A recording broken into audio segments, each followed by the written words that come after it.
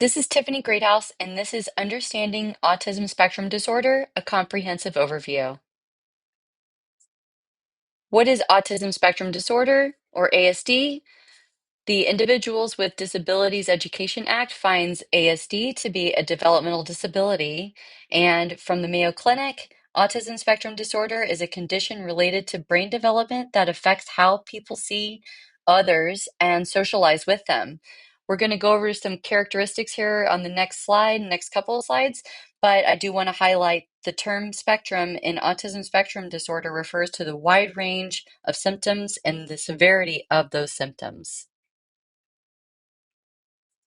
Okay, so some characteristics that we might see in individuals with autism spectrum disorder include persistent challenges in social communications and interactions, restricted or repetitive behaviors and interests.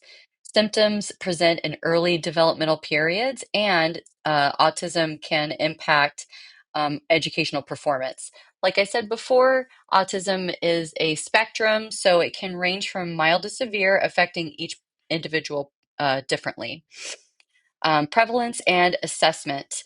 The current prevalence in the United States, according to the CDC in 2025, is 1 in 31 children are going to be identified with ASD or autism spectrum disorder. This is a rise from the CDC's report in 2020, which was 1 in 36 individuals being identified with ASD.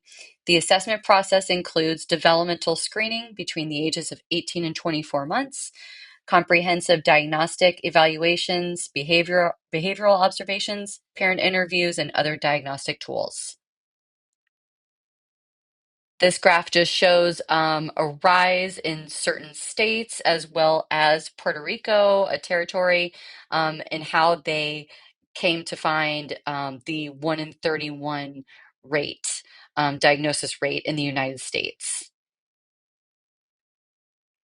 Educational resources for teachers include Autism Speaks, school resources. They offer classroom support materials, teaching strategies, and behavior management tools. The autism focused intervention resources and modules offer evidence-based practices and free online training modules, and the National Professional Development Center on ASD includes research-based interventions as well as implementation guides. The two professional organizations that I chose for this particular um, presentation to include are Society of America and the Autism Research Institute. Both of these sites include educational resources, advocacy, support, webinars, conferences, as well as evidence-based interventions.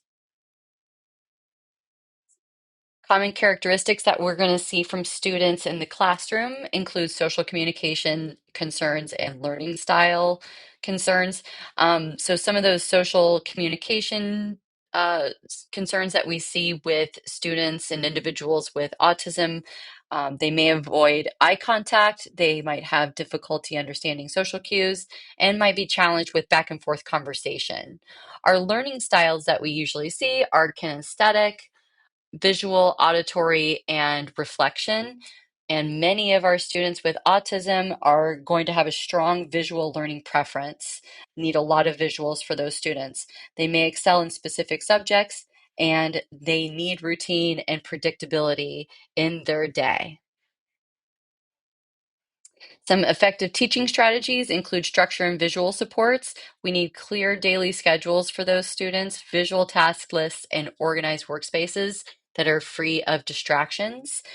Communication approaches might include clear, concrete language, break down complex instructions, break them down even further so that they are very simple for those students, allow for processing time, and sensory considerations. We might want to consider quiet spaces that are available, lighting, as well as free of distractions, like I said before. Supporting those social skills with peer interaction strategies such as structured social activities, social stories, and role-playing exercises are going to be very supportive. Group work, we want assigned roles so everybody knows what their clear expectation is, as well as supervised interactions, and social skills training. We want direct instruction, practice opportunities, and positive reinforcement. Technologies and support tools that we have for our students might include assistive technology, communication apps, visual schedules, and social skill software. Educational software is going to include or can include interactive learning programs, skill building games, and progress monitoring tools.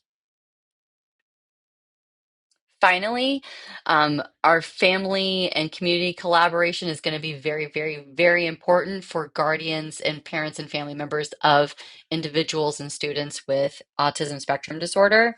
So, parent partnerships are going to be very imperative, community resources, and transition planning are going to be very imperative. So, regular communication, shared strategies, progress updates for those parent partnerships, local support groups, therapy services, and recreational programs are going to be very supportive. And transition planning can include life skills development, career exploration, and post secondary options for those individuals with developmental disabilities or autism. A lot of family members don't know what the next step is after school. So, a lot of these advocating and uh, community building spaces are going to be very supportive for those individuals. Here are the resources that I used for this presentation, and I hope you enjoyed it. Thank you so much. Again, this is Tiffany Greathouse.